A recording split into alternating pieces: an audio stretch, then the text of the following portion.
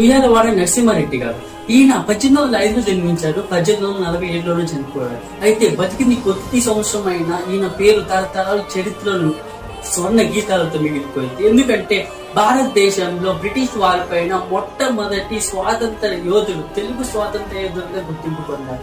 అయితే ఈయన చేసిన ఎన్నో యుద్ధాలు ఎలా ఉంటాయో తెలుసా?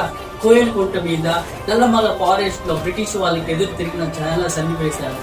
అయితే ఈయనతో పాటు ఒడ్డే మోబెన్న అనే స్నేహితులు, ఇంకా కొందరు స్నేహితులు రాజుగా పాల్పడుతున్న వారంతా కలిసి సైన్యం సరిపోవడంతో రైతులనే సైన్యంగా చేసుకొని కొన్ని బ్రిటిష్ వాళ్ళ క్యాంపులు అన్ని సర్వనాశనం చేసేసారు. దీనిపైన వచ్చిన సినిమా సైరా నరసింహారెడ్డి మూవీతో ఉయ్యాలవాడ నరసింహారెడ్డి గారికి తెలిసింది. ఒకవేళ సినిమా రాకపోయి ఉంటే ఇటువంటి గ్రేట్ లెజెండరీ ఫ్రీడమ్ ఫైటర్ గారి గురించి ఎప్పుడో మర్చిపోయి ఉండేవారు.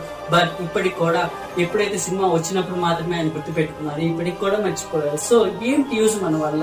ఒక చరిత్రలో అంత సాహసం చేసి మన కోసం యుద్ధం చేసి చనిపోయిన వారందరూ గురించి మర్చిపోయి ఏదైనా సినిమా వస్తే తప్ప వాళ్ళ గురించి చర్చించుకోలేని పరిస్థితి వచ్చింది. దీనికి చూసి సిగ్గుపడాలి. అటువంటి స్వాతంత్ర యోధుల గురించి తెలుసుకోకుండా ఉండకపోవడమే మనం చేసుకున్న దౌర్భాగ్యం. సో ఆయన గురించి చెప్పుకోవాలంటే చాలా ఉన్నాయి, బట్ ఈయన ఒక స్వాతంత్ర యోధుడిగా చరిత్రలో మిగిలిపోయాడు. ఈ సినిమా కూడా చాలా అద్భుతంగా ఆడింది.